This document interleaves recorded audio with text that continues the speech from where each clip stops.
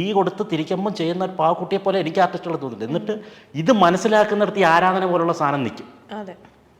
മനസ്സിലായി? അത് മനസ്സിലാക്കാൻ കുറച്ച് വിവരം വേണം. ഇത്രയും നാളുകൾ കഴിഞ്ഞിട്ടും ഇത്രയും, അതായത് മനുഷ്യരുണ്ടായിട്ട് എത്രയോ നാളുകളായി. ഈ ആരാധന എന്ന് പറഞ്ഞ ഈ ഫൂളിഷ്നെസ് തുടങ്ങിയിട്ട് എത്രയോ നാളുകളായി. ഇത് ചിന്തിച്ചാൽ മാറാവുന്ന കാര്യമേ ഉള്ളൂ.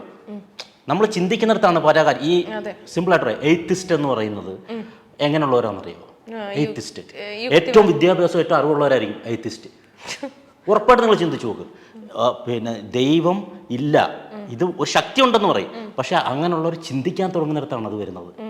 ഇല്ലെങ്കിൽ എന്തിനാ? എൻ്റെ അച്ഛനും അമ്മയും ഹിന്ദു ആയിരുന്നു, അതുകൊണ്ട് ഞാനും ഹിന്ദു. എന്നിട്ട് ചുമ്മാതെ മതത്തിൻ്റെ പേരിൽ പറഞ്ഞിട്ട് ഇത് എൻ്റെ വാപ്പായും ഉമ്മായും മുസ്ലിം ആയിരുന്നു, അതുകൊണ്ട് ഞാനും മുസ്ലിം. ഈ കൊടുത്ത് തിരിക്കുമ്പം ചെയ്യുന്ന ഒരു പാവക്കുട്ടിയെ പോലെ എനിക്ക് ആർട്ടിസ്റ്റുകൾ തോന്നുന്നില്ല. എന്നിട്ട് ഇത് മനസ്സിലാക്കുന്നിടത്ത് ഈ ആരാധന പോലുള്ള സാധനം നിൽക്കും. മനസ്സിലായി? അത് മനസ്സിലാക്കാൻ കുറച്ച് വിവരം വേണം. ഇത്രയും